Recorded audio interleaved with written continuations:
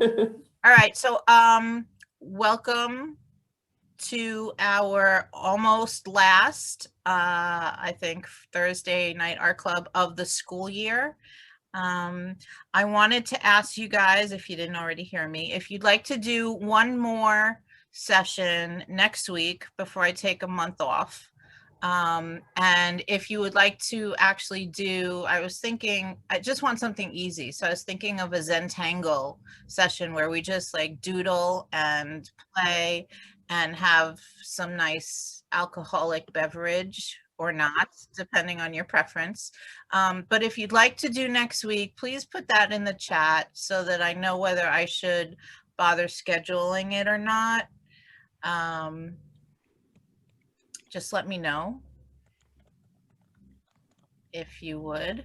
Hi, Risa. Don't know if Risa can hear me yet. Okay, so Sarah said yes. Julie said yes. Kathleen said yes. Do you guys want to do a Zentangling, or you just want to chill and talk about the school year, and or what would you like to do? I got here late. What happened? Oh, hi. I'm taking a poll about next week, whether we should do it, A, and B, whether we want to just chill with some wine and talk, or do Zentangles, or both.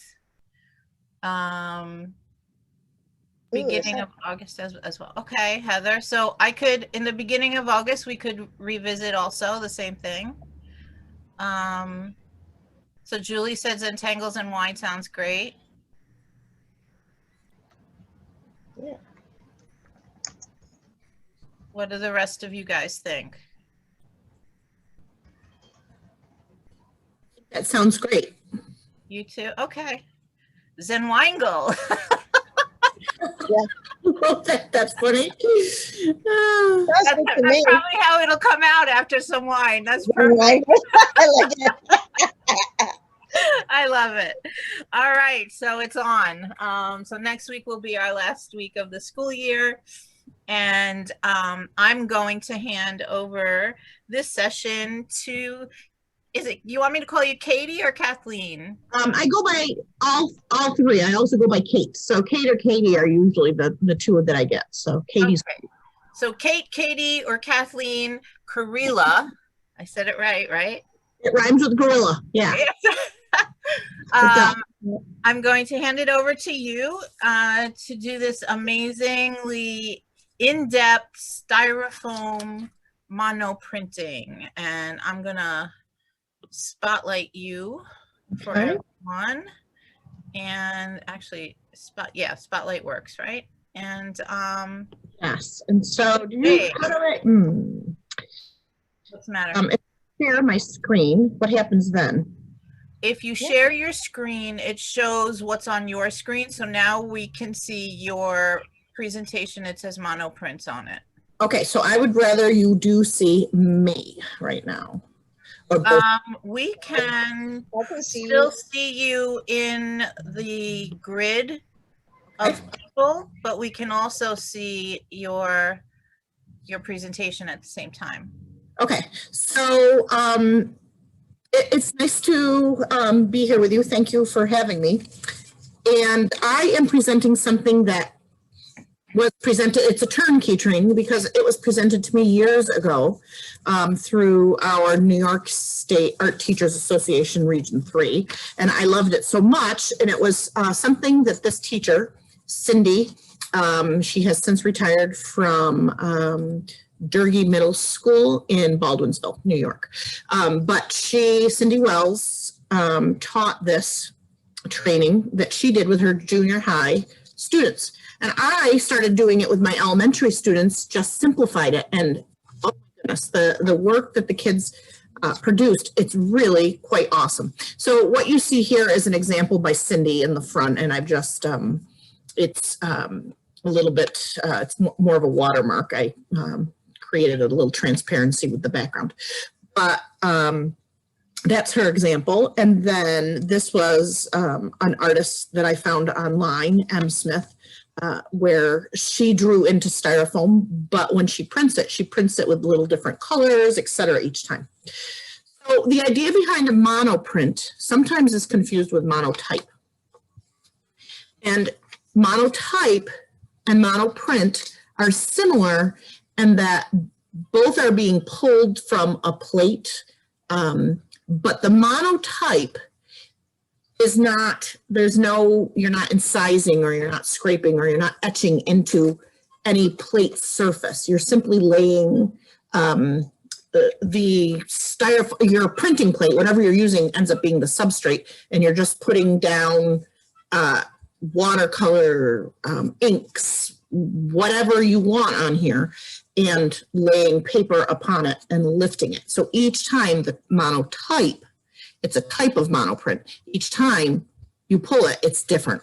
Whereas the monoprint will be the same because we're actually going to scrape into, or in college, I would acid etch. I would take zinc plates and I would actually etch into them and use, stop bath, etc. So we're actually scraping into the surface of the plate. But the monoprint is going to be different each time by maintaining the same matrix of the design, but different in that the colors that you add or the way that the paint blends that you add to it before you print, it's different each time. So the design itself is the same, but the colors are different. So it's congruent in a sense. The monoprint is congruent, or the monotype is not congruent. It's going to be a different design every single time because you're just laying things down. All right, so we're going to go over monoprinting today. And I just took a piece of Styrofoam that I took off of my daughter's. She had gone out to Tully's, I think. Anyways, and this was the top to it. So whatever shape the kids want to cut, it's very simple. I'm just going to take my scissors. They can just freehand cut, but they want as much of a surface area as possible. You want to keep the majority of it. So I'll just cut, maybe I'll cut an oval. Okay. Can you lower your camera a little bit because we're seeing more of behind you? There we go. That's better. There we go. Okay, so this is kind of a cool shape. I could leave it like that. Yeah. I'll continue going and make it into a circular shape. The kids can certainly trace something. You can have them pre-cut depending on what age level, etc. So this is Styrofoam. All right, and then what you're going to do is you're going to just take a piece of paper. I didn't have a lot of paper at home, so I used my husband's note from he's our union president for our district. All right, so I have some copy paper here. You just need a piece of very inexpensive paper that will cover the surface. So this is slightly too small. So you want the two shapes to match. So I will cut this down. Usually a copy piece of paper will fit with it.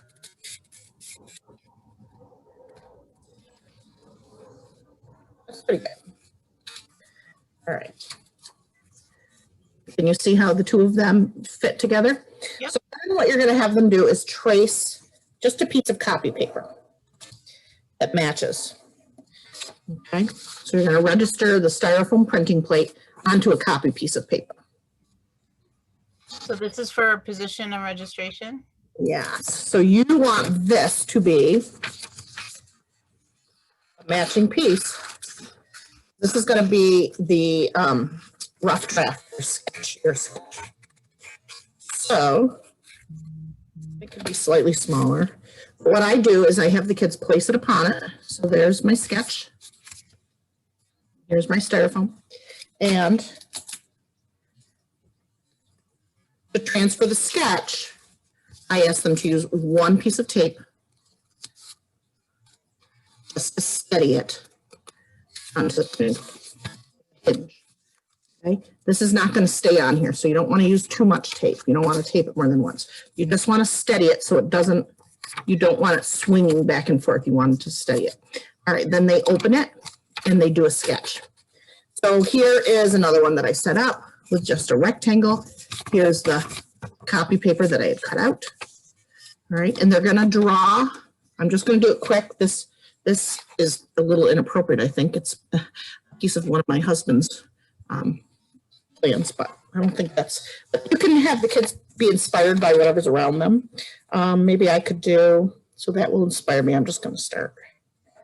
Simplify it. If you have images you want the students to kind of work from, that's always good. I know Cindy had envelopes and envelopes of different magazine pictures of animals and flowers. All right, so there is a quick sketch. You can have the kids take as much time as they need. You're gonna have them lay it down, okay?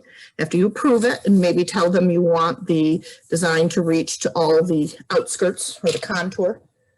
So they're not, are they, here's where I'm questioning. Before you approve it, they're not drawing and pressing it into the styrofoam yet, right? Not yet.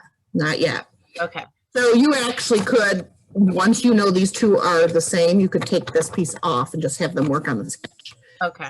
To begin the matrix. And my third graders understood this and were able to handle the information. Okay. So what I'm going to do is I'm going to go over it with any colored pencil that has a blunt kind of tip to it. It's not too sharp. And you're going to hear it. So, okay, you'll hear. Let's have a little contrast here so you can see what I'm doing. So you can hear as I go into this noise that it will make. This is the sketch.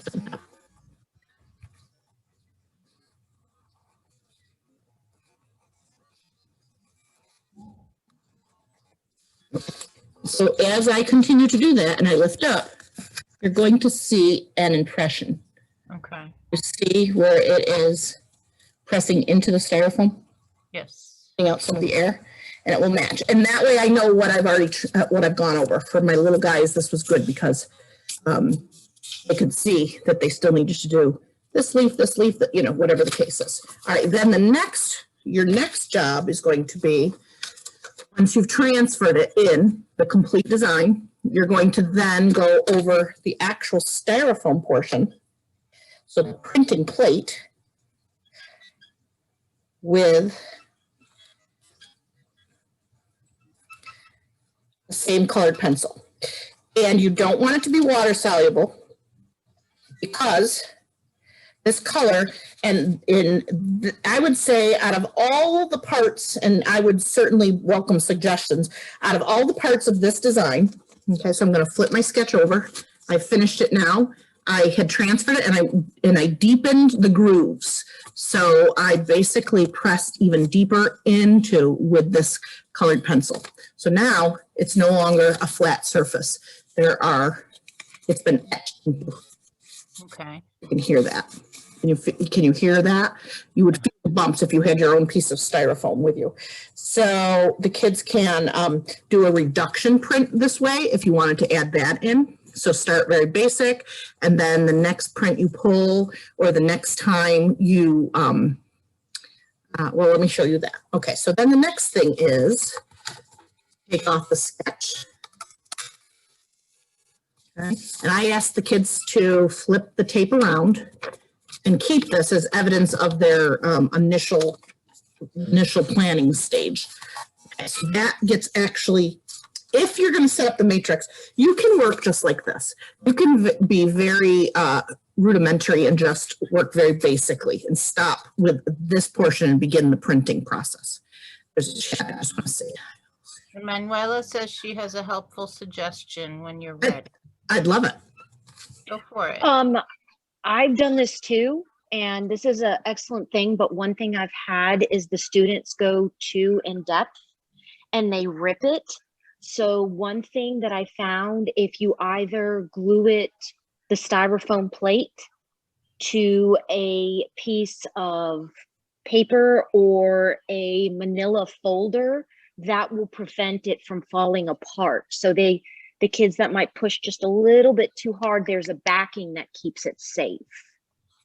Okay, well, so my process is just a little bit flipped in terms of how you do it. I like that idea too. So the reason I do it this way is because then this piece can be pulled off. But I suppose if you put this styrofoam, glued it already down, so I'm going to show you that next. So what you're saying is to start with a piece of styrofoam. So this happens to be a piece of cardboard or something sturdy enough to attach the styrofoam to.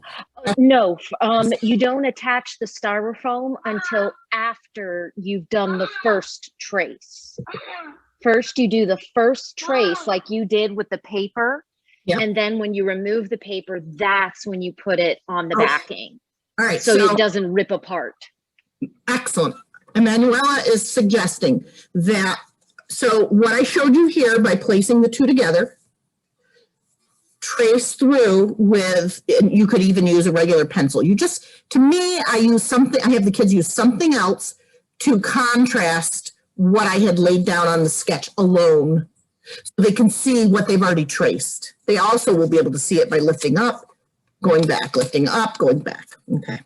So then I took the styrofoam, which tends to be a little flimsy, and you don't want to put extra marks into it. You don't want to nick it, because everything you do to it, unless you choose to, every mark you make where you take and you recess or you cause an indent or an etch into or an incising into the styrofoam is going to cause a negative space when it prints. What will print and create a mark on what you pull from it on the print, the actual noun, the actual piece that you're going to pull, the watercolor paper, will be anything that is up on the surface. Any part of the styrofoam that's down below, okay, won't make contact with the paper. All right, so she's saying don't trace with the orange pencil here. Just do it here. So good idea. Then, so this would not have orange on it yet, the orange colored pencil. This would have just had the indents in it. Then she said, I think I'm understanding now, to go ahead and attach it with some glue to a heavy duty piece of board. Okay, I'm going to use cardboard. Yeah, that's exactly what I mean, because I had several students when I didn't do that rip their styrofoam and they had to start all over. Okay, so great idea. So that's just, thank you. So that will help me. I don't know if everybody understood what I'm saying. All right, so here I go. I'm going to glue the back of my styrofoam now. Emanuela had not yet had the kids, I'm going to show that to you. Put a very thin amount just around the contour. And I would suggest that they take a scrap of maybe something, their paper, maybe a piece of the styrofoam, their finger if they want to, and just kind of spread the glue around the contour so it's not raised in any way. You don't want any thick droplets of glue because it'll dry hard under the surface, and then that would also make a mark into the print because it's raised there. So that's going to cause problems if the glue dries into a hard bump underneath it. All right, so I'm going to put this down. I don't know if this will be distracting. I want some contrast though. All right, so I think I'll put it here. All right, so that's the glue on it. And I'm going to make sure I press around the contour of the styrofoam. You can hear that. I don't want to press too hard, but. So then she would put this, she would register it with it so they match up, and maybe put a piece of tape here.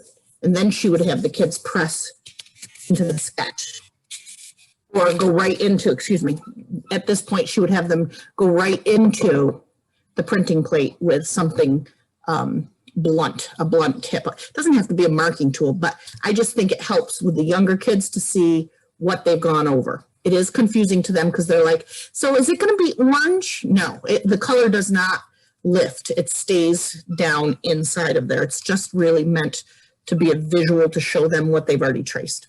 So the other thing you can do is then they could freehand and add, and this is where I said if you wanted to add some extra, have some extra tools, maybe. So what I did is I wrote into and made veins into the leaf. Maybe I could make some indents with the back of a pencil, some mark making.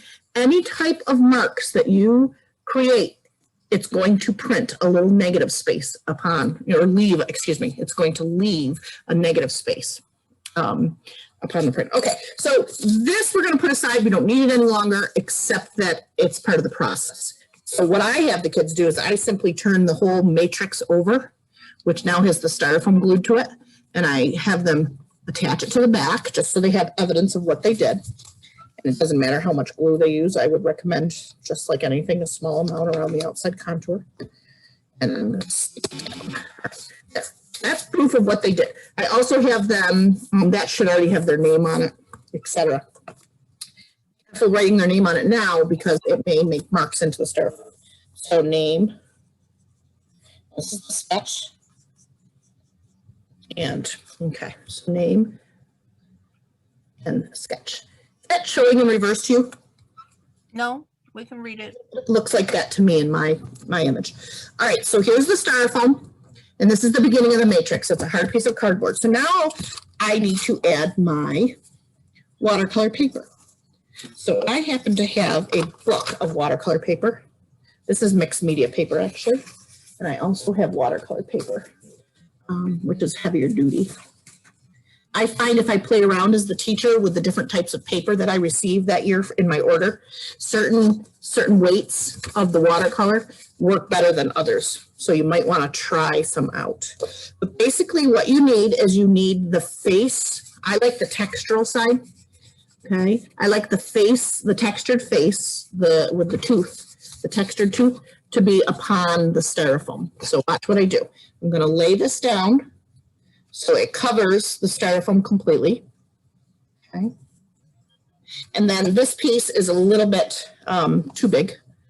So you could trace your sketch. I'm just going to make this slightly smaller. I usually pre-cut it for the kids, so they have an idea, and the cardboard are usually about the same. So just make sure that the tooth side, whichever side you want, okay, to touch the styrofoam and be printed upon, the two faces are connected. All right, make sure it totally covers. Doesn't matter about the cardboard, but make sure it totally covers the styrofoam. And then you're going to attach, this is where I ask the kids to put 2 pieces of masking tape. So the sketch, I have them add 1, and they don't need to be that wide. It's just, so the styrofoam is there, sketch is on the back, styrofoam, watercolor paper with the face connected to it that you want the print to have. You want it to print upon the verb action. And then above it, I'm going to hinge it by adding 1 and 2 against the longest side. So 2 pieces of tape, and this will lift. Okay. And what will happen now is I can begin adding. Now this is, Cindy Wells did not, I don't know that she showed this.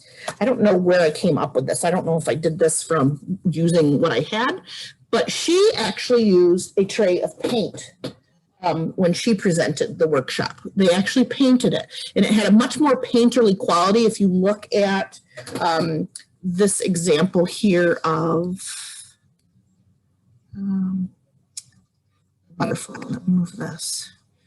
You see the painterly quality? And so then she would apply, this is the styrofoam down here. This is the watercolor paper, and her piece of board, it must have been like a mat board or something that she had left over, was white. So I'm sorry, it's hard to tell exactly what's what. There's another example. Did I show it? I think this one. Okay, yes. So this piece is the watercolor paper. Here's where the tape is. It was a white tape. This piece would open and close as needed. So she continued, or whomever this was, continued to add, I don't remember, this was so long ago. They continued to add different colored paints. Excuse me, you can see the paints. They were a German-made pigment, opaque. She used an opaque paint, but I'm going to show you how to use markers with the smaller kids. So I'm going to stop there. You certainly could do more designs in the background. Maybe I'll just, so you can see, I'll put some dots, and the kids are allowed to add all different textures. It's depending on what concepts you're trying to cover with them. You may change, exactly what you have them do. Over here, maybe I'll do some stripes. How do you prevent the kids, if let's say you're using markers, okay, if they push too hard with the marker, it does make a mark. it'll make a mark, yeah. So they're gonna have to be careful with that so as not to add an imprint. You got it. So when they color, you know, you could do like a limited, you know, you could have them do like a color scheme, but when they do color, you want Can't them press too hard. exactly, you're going to have them apply, but watch what happens because it's styrofoam. It wants to resist the watercolor marker. That was my other question. How do you get it to not resist and bubble up and? It just does. It just doesn't, I should say. So let's see if I can do this part of the leaf right here.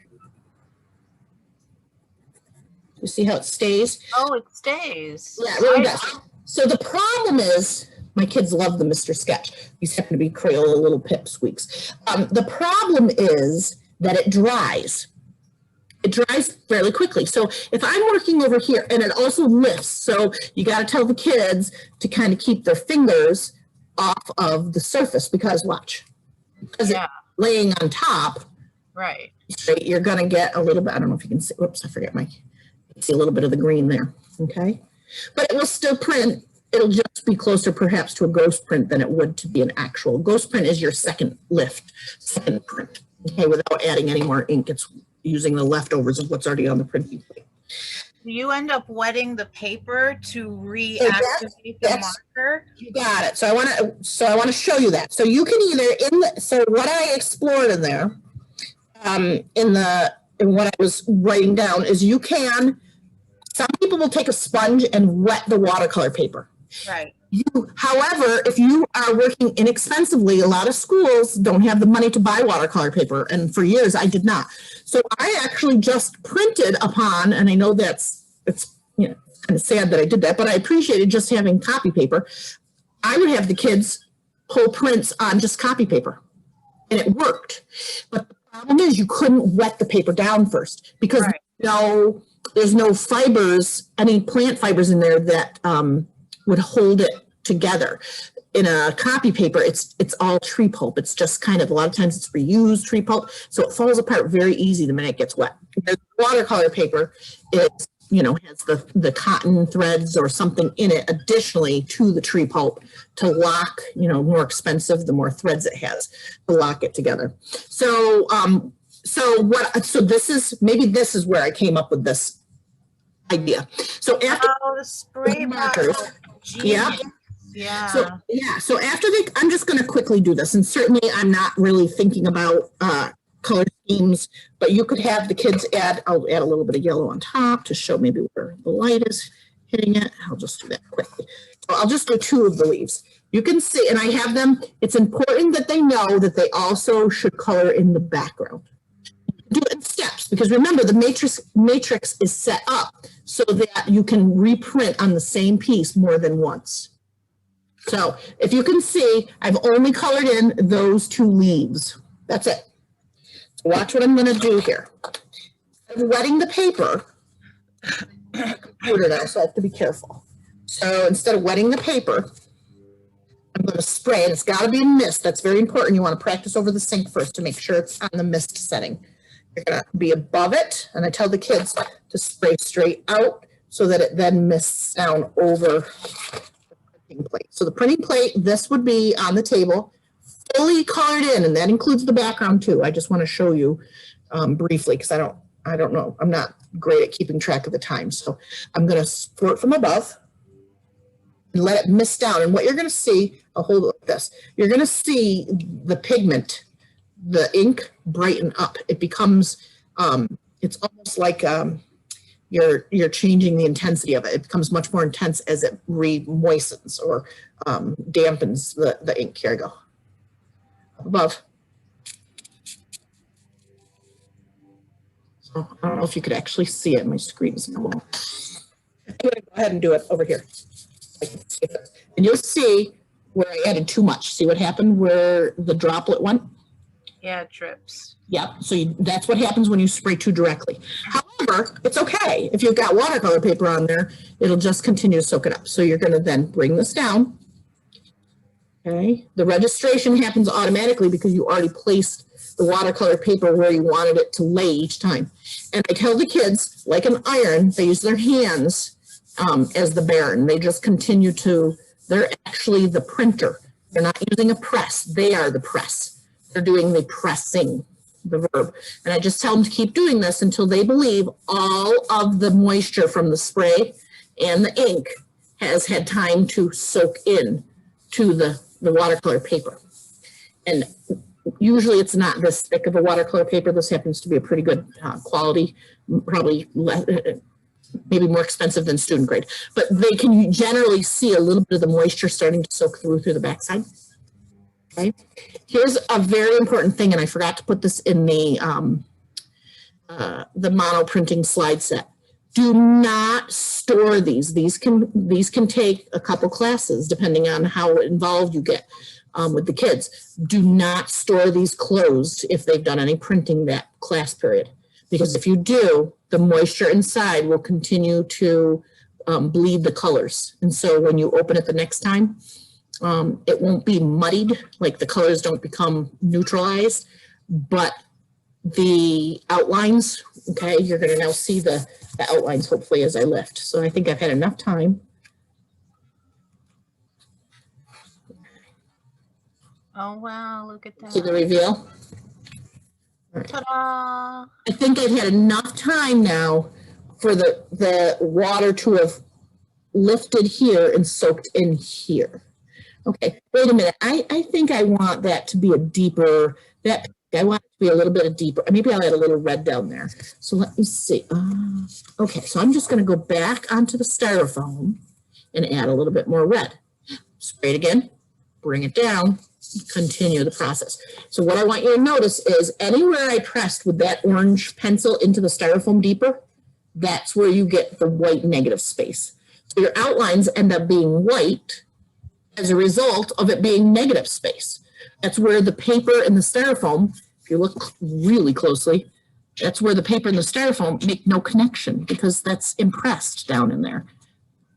So here's a question, because I always play devil's advocate and complicate things, because why not?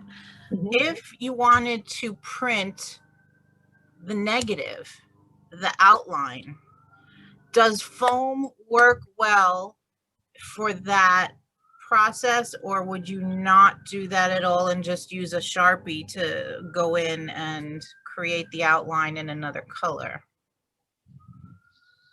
I think the mono printing, and one of the exciting pieces is, and what makes it kind of each one a little bit more different than the next, is by adding the additional embellishment of other media, so it becomes mixed media.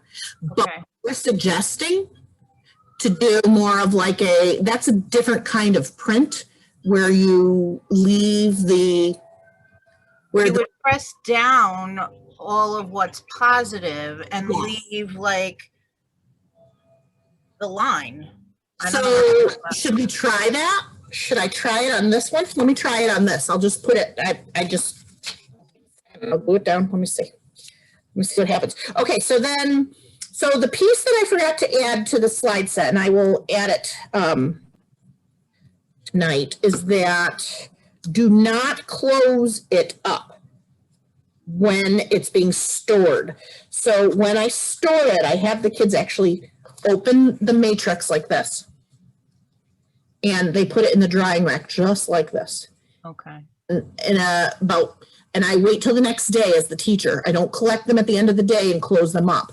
I do want the Styrofoam to be protected. I don't want to make any extra marks or anybody else to make any extra marks. So the next day when I know it's completely dried, then I can close it up until I see them the next class. But please don't close it up that evening or have the kids close it and put it away in their portfolio or folder, because the moisture will damage other things in there. And you don't want to wipe it either, even though you could, but you risk them marking the Styrofoam, and you also risk losing the beauty of the ghost print. You may want to do a second print from this. Okay, so I just added my Styrofoam to this. And what you're suggesting is, this is my sketch paper, but I'm going to use it for my print. All right, just because it's already set up this way. What you're suggesting is, so maybe I could take the end of a marker, the blunt end of a marker, and it really is important that I do a sketch first. I'm going to be really gentle and do maybe a piece of. Basically, you'd have to double every line that's the outline so they would know to leave a space. Right. It's kind of like the Kuna Indians, you know how they work in the yeah. So let me just show you what I have here, and then let's see. I don't know if you can see it, but what I did quickly with the end of the marker. Oops, I didn't sketch it. I would have with the kids, but I've begun, and I need to add another leg right here. I've begun to kind of section out. This is probably where you're thinking you would remove, like press down. Yeah, yeah. Into this spot, and this spot. Right. All right, so let's just see what happens. I think a lot of pressure here. It's really hard. I guess Styrofoam, the material itself, because it's not, the Styrofoam is not the media here. It's not the medium. The medium is the ink or the paint or what else did we say we could add? Oh, and then obviously whatever you add afterwards to the print is going to be your media. This is the Styrofoam acts as the Vehicle. The vehicle, yes. Yeah. The technique. So I don't know if you can see it. It doesn't really lend itself to having large chunks. Yeah. Be pressed. I don't know. You'd have to have a different way to really squish it all down. Okay. I've had experience with lino cutting, linoleum. There you go. So this is a different, that I've done with that material, but not with the Styrofoam. Yeah, so while I wouldn't stop a child from trying it, Right. I'd say, let's try it and see what happens. Doing this right now to see, I really think there are problems that they would run into that because it's too thin. I'm not saying they probably put holes right through it. Yeah, and it also doesn't lay the same flatness. Like some parts are still raised. Yeah.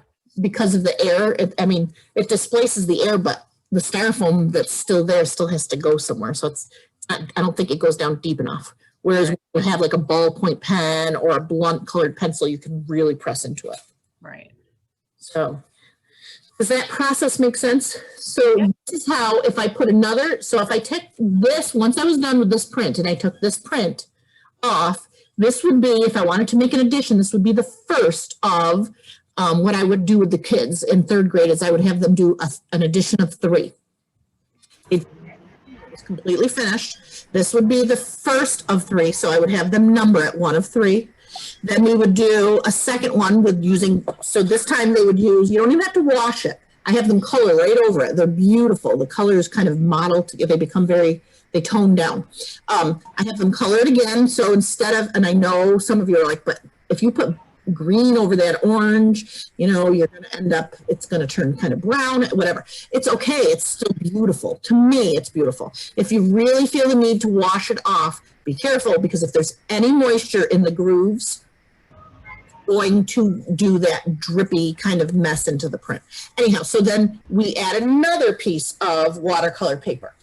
So I would have them add another fresh piece. They'd pull this one, and I would have them attach it to the back gently, just with maybe a tape to hinge it. I don't want it permanently placed because you might want to frame them, or then add another piece, do the same thing, this time color it with a totally different color scheme. So maybe you want to do one in warm, maybe you want to do one in cool. The older kids, obviously, they can come up with their own schemes. And then I have them pull a third one. Once they've pulled the third one, the first print is 1 of 3, second one is 2 of 3, and the third one is 3 of 3. You could do as many as you wanted to. There's just not enough time in the, what I have them do then is I have them actually remove the Styrofoam printing plate, or if it's really stuck down and I used a craft glue to get it to stay, I totally cover this with, I'll show it to you right now. If I take, I dilute a little bit of glue, a couple drops of glue in a little bit of warm water. I stir it around, and with a paintbrush, we actually paint on a thin layer of glue across the whole printing plate. then I have next to them already sitting by, ready for them. I don't want them to put their gluey fingers on it, so I wait for them to wipe their fingers off. The glue is still a little tacky, and I have them lay a piece of tinfoil down over it. And I have them bring the tinfoil around like they're wrapping a present. They tape it from behind where all the tinfoil edges come together. And then with a clean tissue, they burnish. They ball it up. That's like from last week. It's Yep. the opposite. So we're, last week we were working with raised foil, and this time we're imprinting with the foil. That's Yep. pretty funny. That's And it becomes a colorgraph. And then they use permanent markers to color it. That way, that those 3 prints that they made are now a limited edition because you've destroyed the printing plate. That printing plate can never be printed again. It would tear if you were to try and pull the foil off of it. You know what I mean? So, I mean, that's up to you whether you want to limit the series, the addition of 3, or if you depending on how old they are. But these are all really good thoughts. So I love the idea of not putting the blunt pencil into the styrofoam until it's attached, as Emanuela suggested, until it's attached to the cardboard, so that there's a backing to kind of support, any extra pressure they might apply. I love the idea of trying to do into a like a linoleum print to create the negative as pronounced rather than the positive parts. Mhm. Play with that. But that's the coolest thing about this, is that it's, this whole piece I would consider it a matrix, differently than the word matrix that was used to describe the difference between, I believe down near the bottom there was where I wrote verses. Let's see. So the monotype. What size do you generally work with the kids in class? This is this set right here. I usually give them one of these. They come this way. You can get them bigger and smaller. So that's like a 5x7 or a 4 by 9x6? 6. Yeah, 4 by 6. 4x6. Okay. And I attached the link for that. You can buy it. I paid $12 for this set, and it has, but I used my own money. There's 100 of them, and I think I paid 12 something, and I got them off of Amazon. They sent them in like a day or two. Wow. But if you get them through school specialty, or you can use your school's discount should you get something like that, and then you can put them right on it's fairly inexpensive. Or you can collect cookie trays and things like that. I don't know how much longer they're going to be making this styrofoam, for crying out loud, with the environment the way it is. Who knows? Did you tell the kids that if they ruin their styrofoam, you're going to take their allowance for the new sheet? Yeah. Now I tell them that if they damage it, they have to glue it to themselves. Okay, no, I don't. Kathleen, do you think the water-soluble crayons would work, or you think they would press too much as you're putting them on? They do work, yes. Well, they have to be. I would probably heat them, like if you had a little area to kind of heat them first. I don't know. That's a good question. When you first said that, and I was quick to say yes, I thought you meant on the. I would use them like right here where I'm showing you now. After the print's been pulled, it's dried. Cindy took hers, and she actually, in this section, I don't know if you can see it, she didn't do anything to it. This is simply the paint, the opaque watercolor paint. She used the little pans of Lyra watercolor paint. And then this section right here, the first section, so this is the mid section. This is this part. This left half is this blown up, and you can see how she used an orange colored pencil to lay on top. And this is where you could maybe use a little bit of the water soluble. I actually brought some, thinking I could try that with you. I'm not sure. Put it over there. This one's enhanced with colored pencil. And then this was enhanced with, I don't know if you can see it, but very tiny, like a micron pen, a permanent marker of some kind. Again, you got to make sure it's really dry before you do it. So you want to use a really fine, ultra fine tip, and you can detail it with do some pen and ink on top of it. That's kind of neat to create shadow, variety, that kind of thing. So they're just, there's something about them. They're very, it's a very painterly, monotype is very painterly, I think. And it lends itself to adding paint and marker, water soluble marker, instead of the expensive block printing ink. It's very expensive. So this is kind of like a budget friendly. I find that it's budget friendly. And down here there are, this is kind of cool. I want to show you this right here. It's also push-in friendly for when you have to push in like we had to this year. Yes, and kids could do it from home because they could get all of these materials. I'm sorry, Steph said that when she looked at the material list, I overwhelmed her a little bit. What we need is some tape. It could even be, I've even used clear tape before. It's harder for the kids to see what they're doing with it, but it sticks very well. You don't have to have the cardboard, you know, you don't have to have it. You could just, like I showed you that other, the smaller one. I think it was this one. You could just have the kids print, you know, with their very simplistic, super simplistic matrix. Yeah. You just have to be careful to register the styrofoam by placing it down, maybe on another sheet of paper. I like the idea of having it all the elements attached to one board.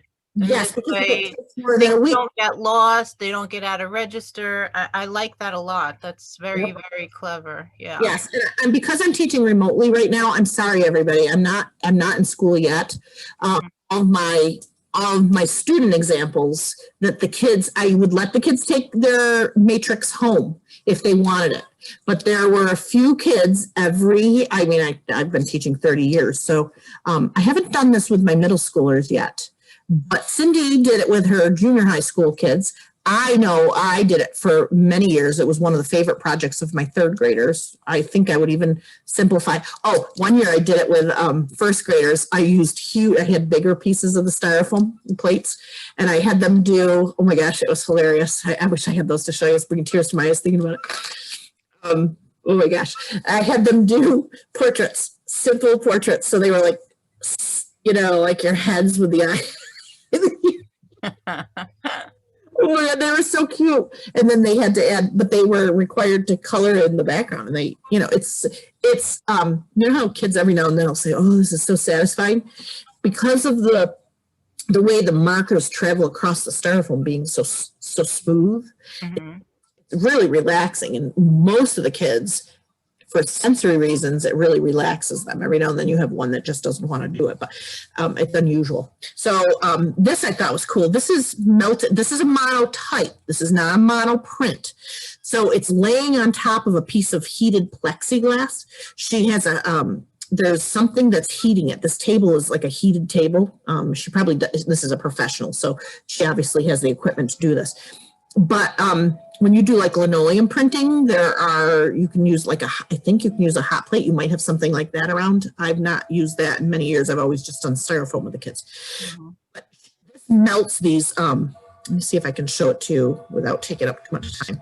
This is just so. We have plenty of time. It's fine. Oh, good. All right, let me just show you the beginning of this, and we don't have to watch all the way through it, but so I want you to know that I've attached a lot of videos that I've found on YouTube. They're not my videos, they're of other artists, and I didn't cite them because my assumption was when you open it, like I am now, the YouTube site actually gives the originator of the, you know, whoever's presenting. This, I apologize. So I'm just going to stop this because this is what sometimes happens with my computer lately. I'm on my school system right now. It's here for you to watch, but you can see how creamy as she applies it to the plexiglass, how creamy the heated wax becomes with these really exciting kind of, I think they're Lyra crayons. I'm pretty sure they're, and she talks about what they are on there. So it's still, I'm sorry. Still it reminds me of the crayon batik that I've done. Yes, it's very much like batik, it seemed. to me when you watch it. It's not pulling up right now. I'm sorry. That's okay. But are there any questions anybody has? I know there's videos of Cassie Stevens. You may have heard of her. Here's some examples of mono printing with styrofoam, smaller pieces. I think I had second grade do this, and we did turn symmetry. They actually pressed into it with like stamps. They had like, I don't remember what we used. I've been teaching middle school now for a bunch of years. How would you determine, I know the technique is the technique, but what kind of theme would you or have you assigned to the project where the kids would have to do X as part of the requirement? Or do you just have them do, because when you tell the kids draw whatever you want, sometimes that can scare the hell out of them more than telling It really them. does. Yeah. You kinda So need they to need a little guidance in terms of, or narrower field in terms of, we're going to draw imaginary fish tanks or seascapes or flower garden, or how would you present it so that they know where to focus? just that way. So for instance, line is very important when you're doing this process. I would say that line is probably, you know, if you're talking about the elements of art. With the middle schoolers, I actually was going to do it tomorrow with the kids because we're having our 7th grade half day. It's a half day for the kids. And so we're calling it the send off, even though we teach to the 22nd, but they get to move around from station to station. Instead, I'm doing something with model magic. But I initially thought of this idea and talked about maybe gradation. Just we're using the, there's those water soluble graphite pencils. Does anybody know what those are called? They're beautiful. And so I have some of those at school. I forget what they're called. I'm sorry, but maybe they could just add a little bit of that. You can dip them in the water first and just add a little bit of that lightly, you know, maybe talk about cross-hatching right into the styrofoam. So once the marks are made, they're not sketching first, they're kind of just experimenting with line and mark making. At the elementary school, you know, at the very young students, you could do portraiture with line. You could do, that looks like scale, different sizes, small, medium, large, or I've done landscapes with the kids. So you could maybe deal with subject matter or, you know, that kind of thing. I'm trying to think what I did with third. Mostly so what I would say to those kids, I think my third graders, we did main idea. So I would try to integrate like ELA studies and we would do main idea. They'd have to come up with a main idea. They'd have to enlarge it. So like a macro, you know, like zoom in, like they were zooming in on it. And then they'd have to add evidence of 3 supporting details. I think that's what they did. So for instance, like a dog. And they had many examples. Another one was sports. So a lot of times it was themed by subject. I did color schemes, warm and cool, with the kids at different times. Another one you can do is just letting the kids use red, blue, and yellow and do a line design. So I did do it with, so that was, I think, 2nd grade I did that with, or maybe 1st grade that year, where they had to add 7 lines. Each line had to connect either to a side or an edge and to another line within the design. They had to add 7 lines showing variety.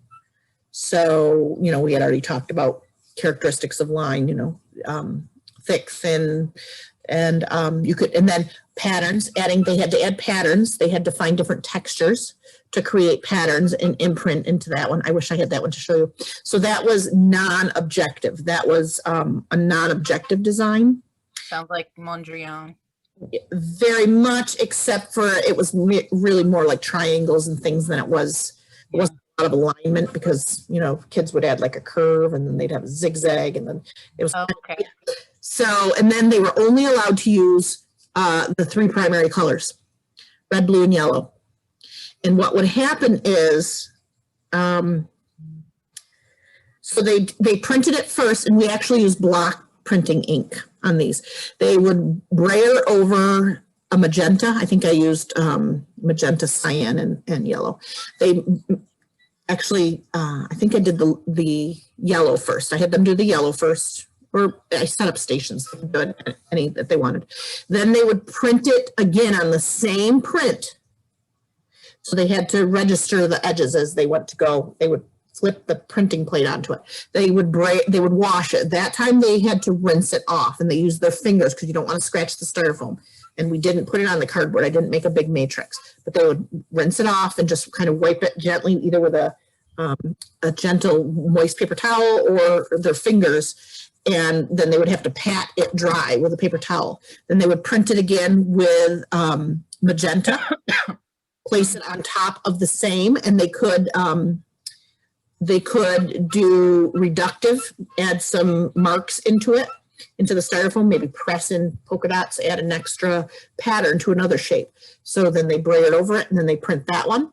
And anywhere that the magenta and the yellow visually blended, you'd get orange. Anywhere where it was just the magenta, you'd see magenta. Anywhere it was just the yellow, you'd see the yellow, depending on how much if they braided over the whole printing plate. And then they'd do cyan. And so where you'd create neutrals where all three of the primaries mixed. You'd have the greens. It was really more like a turquoisey, limey spring green in some spots, depending on, it was kind of neat. So they got to see how the three primary colors made all the secondary colors and the neutrals. And that was, I think that was second grade I did that with. Because in first grade I do a color experiment with them. So there's lots, it really is a matter of just playing with it yourself and seeing where you can take it. And that's, I think, how I experiment. This is important that they don't spray directly on the styrofoam, because you saw how it would drip and it would create a tatter if they were using a thinner paper. Yeah. This is really cool. There's a lot of possibilities. Yeah. Cropping. I talked about cropping I did it with fourth grade. I only did it with fourth grade 1 year. And we talked about the concept of cropping an idea. And so they had to draw part of it coming into the styrofoam from different directions. So maybe like they did butterflies, or they did parts of flowers, like this flower here, you'd only see part of it coming in, and then they'd have to turn it and draw another part of maybe a leaf or something coming in. Hints. Hints you could do. I haven't done that before, but I imagine if the kids, how would you do that? What is hints? Tints and shades. Oh, tints. I thought you said hints. No, so I'm thinking tints and shades. You could probably try and have them like double load a brayer with thin out maybe a spot of white ink if you could get it. That would have to be like speedball, printing ink. Because obviously there's not. I don't really know if there's water soluble white. Is there? Does anybody know? Yeah, actually there is. Actually there is. I know that this company where I've gotten this one, I think this is Pelican.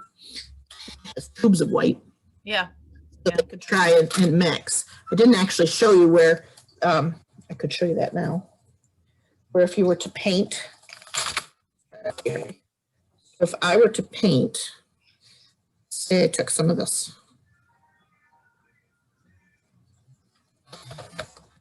Added it. Styrofoam.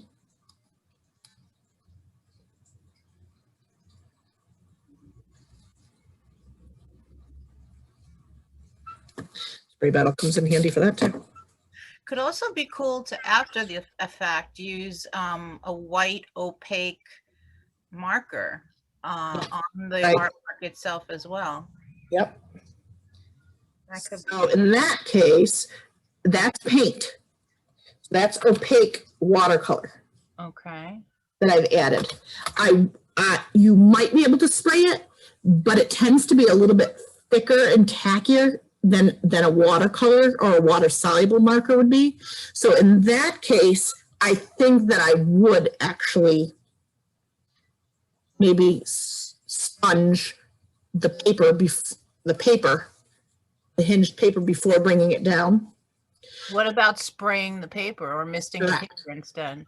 Yep, that's what I was going to say. Mist the paper instead of the styrofoam.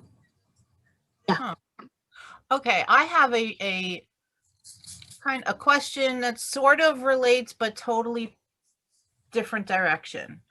Okay. I have been struggling to figure out a cost-effective yet successful and meaningful way to do screen printing with my students at school. This just reminded me, just because of the way you've registered it and flip it and pasted it. Does anybody in this group have a way to do that with the kids, or is that something I'm gonna have to like stalk Facebook and somebody to find? Because I think that would be a really good thing to do with the kids too. I just saw something come across. I've not done it personally. Mm-hmm. But I just saw something. I don't know if it was when I was looking through the catalogs for, I think it might be a new product. I think I was in Saks, and they had a screen printing kit for students that it was kind of like a simplified version. Yeah, because I've seen the speedball ones, and they're very intimidating. A couple of years back, I actually took a class somewhere to learn the process, and it's a very involved process. So there has to be, and then I've seen things on YouTube somewhere, something as simple as using like stockings and an embroidery hoop and a credit card, but I haven't seen it in a way that would be economically Not to afford. yeah, like there's no money. There's just no money. So, but it's something, because I teach high school. So my kids really like the idea of creating their own brand of stuff, and having something that they made on a piece of clothing. So I thought that would be a really cool idea also, that kind of springboards from this. It just made me think of it real quick. And if anybody has a suggestion or anything, let me know. I'm definitely going to do this. Steph, I went to a PD from Material for the Arts one night over one of these months, I don't remember, where someone did a demo with screen printing, and some of it was recycled material, some of it was screen and ink. But I wonder if MFTA would have it like on their website, or if there'd be a way to access it. I will definitely look, because I am registered with them. Well, they actually did one of our sessions a while back. Right. Yeah. So MFTA. I really, there's a million different printing techniques that might be a really cool, really long unit to try, and all the methods. So this is one, the lino printing is another one, like to do the impress and then the embossing, or I don't even know the terminology, but I would have to like do a whole research and practice and try it all out. In metal tooling, chasing is, so you have chasing and repoussé, which so embossing is when you flip it. Embossing is when it comes up, right? And then chasing is the opposite, where you go down. So that's the etching part. So in styrofoam, you couldn't raise it when you're printing. No. Well, that's not true. Then it would be a collagraph, because then you can add, if you get those styrofoam shapes, that's kind of fun too, or cut tagboard. Which is like what we did with the repoussé last week. Yeah. Yeah. Okay. So there's a million different ways to try it out. It really is. And did you have any other suggestions? Anything that I didn't cover that you do? You work on this, and may I ask what grade you do this with? Is she still with us? Manuela? Yeah. Hi. The problem with Antonio, please wait. Sorry, my 4-year-old. The problem with, like you said, you've come into it with printmaking, is it is very expensive depending on the methodology used. One I did use because I actually minored in printmaking. So one thing that my students really wanted to do was actual etching with metal plating, but you know that requires acid and the gum arabic. The one thing that I've done with my middle school students, I found you have to be careful the type you get, but you know, many times when there's construction and they use plastic, like when they make kind of the cheaper windows or plexiglass, leftover plexiglass. If you have leftover plexiglass, you can actually use the intaglio etching pens and cut in that, and those can be actual prints on the printing press. You don't need any acid, you don't need any gum arabic, you don't need those things. All you need is the cutting press and some ink and the cheesecloth. The only downside to those is they don't give as many prints, but it does give the experience of the intaglio print. They can do a lot more detailed work. I've actually had students do like scenery and in-depth flowers and shading and contrast. So that's actually a really good method. You just have to be careful what kind of plastic you use. I actually went to a session where they gave us a ridiculously thin one. It was less than 1/4 of an inch thick, and it just does not hold up. Yeah. So you have to find probably one that's about 1/4 of an inch, but it really gives that sense of intaglio. That could be something that you could actually print that on a shirt, because it's very looked at pricing for plexiglass squares or plates, and they're not cheap at all. No, that's why I'm saying if you go to like a Home Depot or something, many times they'll have many contractors who will get plexiglass and they'll have cutaway pieces or pieces they don't know what to do with. That's definitely something you can do. But I feel you on the silk screening. Boys, sorry. It's very in-depth. It is very labor intensive. I've known people to done the hoop with the stocking, but that can get expensive. So that's the downside to printmaking, is it's not a cheap process. Probably the foam printing that we're learning about is probably the best that you can do without really going over budget. Everything else is pretty expensive. Now there is a way to make jelly plates, which would give them an indenting, but that once again is the kids have to make it. It has to dry, so it's a challenge. Yeah, definitely. Barbara says, what about old student dividers from COVID? Well, they might be still using them. I don't know. Yeah, they're getting rid of them. I just saw that on the news. Oh, they are? Our school's getting rid of them. So I was like, I'll take about 20 of them. Were they thick? I could cut them with my cutting board, but mentally I'm like, there's got to be something I can do if I etch or something with them. Right. So and what would you etch with? X-Acto knives. Okay. Maybe. I don't know. At the time I could use it as a plate. I could use it to roll ink on, just different things. Right. Well, I definitely, when I go to Materials for the Arts, I collect every plexiglass square I can find, because I definitely use those as inking plates also. Those are the best for actual inking plates.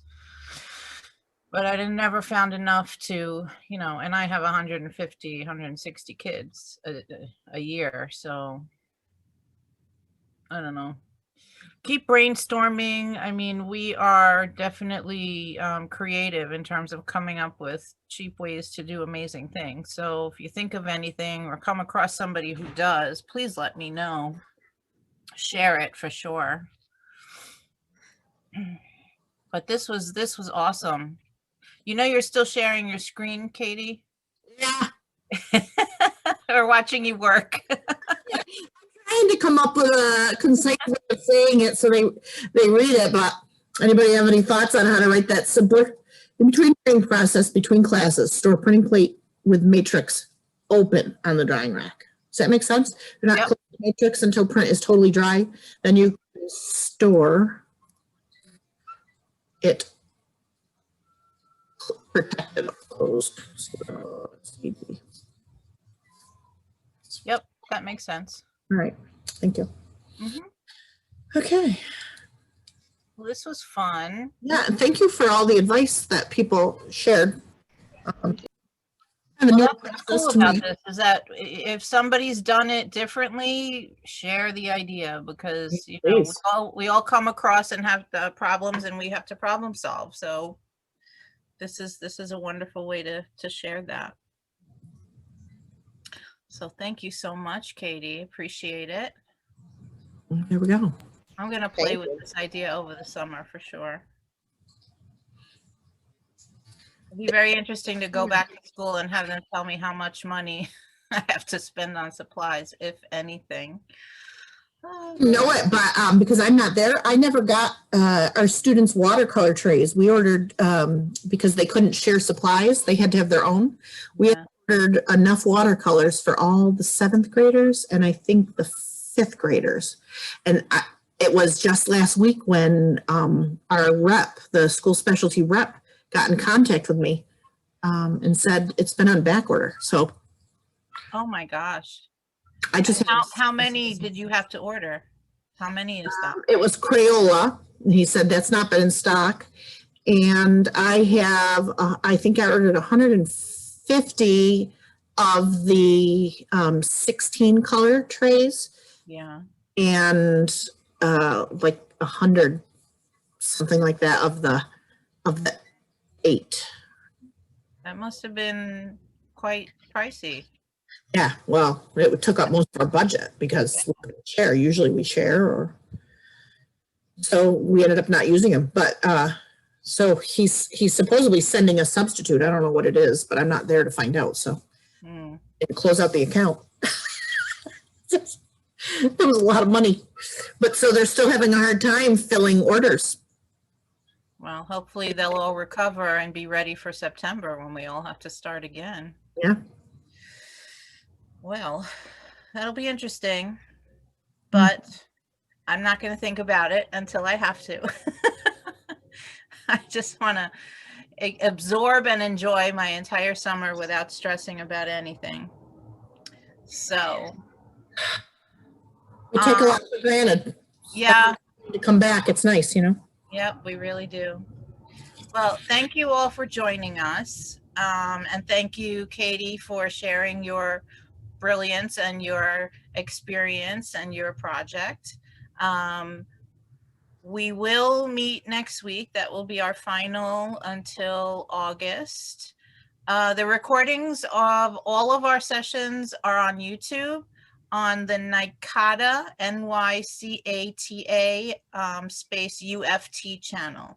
So that's where all the ones for over the past year and a half are prior to now. And usually it'll give me till Saturday to post the one from today. And if you want the presentation, Barbara, if you didn't, are you on our mailing list? It should have been in the email that I originally sent you. Yeah, let me type the name. I looked for it, but I couldn't find it. NYCATA UFT, and that's on YouTube. All right, so why don't you send me here? I will put in my email address.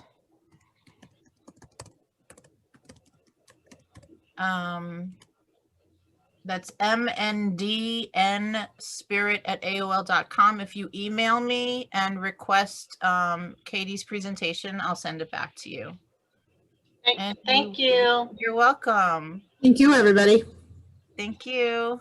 Well, this is an art teachers only group, but if you want to start one for kids, that's how I got roped into doing this. Or I asked, why don't we have one for art teachers? And they said, okay, you do it. So that's my focus. So again, thank you again, Katie, and I will see you guys next week. I'll send out the invitation this weekend for our final school year class. So have a great evening and a great rest of your week. And those of you on vacation, you deserve it. Great year. Now Have a good end of the year. Yes. Thank you. Bye-bye. Bye. Thanks, Steph. Are you all set then with me? You got everything that you need from me? I am great. You're awesome. Thank you so much. Appreciate it. Sorry, I'm a nervous presenter in front of adults, so it probably didn't as it could You're have. fine. And if you want to do a different new one or do it again for next year, let me know. I'm Okay. always happy to Maybe I'll present something I've come up with. yeah. Find something new. Everything is It's still something fun. It's messy. The paper pulp where they actually, just have a little tray of. A lot of people were doing it with toilet paper. I think the food sculpture. I saw that all over Facebook. I'm like, Yeah. really? I have the kids. My little guys make portraits and things like that. That's kind of fun. You know what's ironic is that because of COVID, they were using toilet paper, but because of COVID, toilet paper was. Well, that's what I said about the styrofoam with all this, the talk of, making sure the environment gets safer. Right. Styrofoam may not be around for very long, so who knows what we're doing next. Who knows? We'll see. Yeah. All right. Enjoy your week and thank you so much. Manuela, thank you for the offers of advice too. Yes, thank you. Bye. Bye.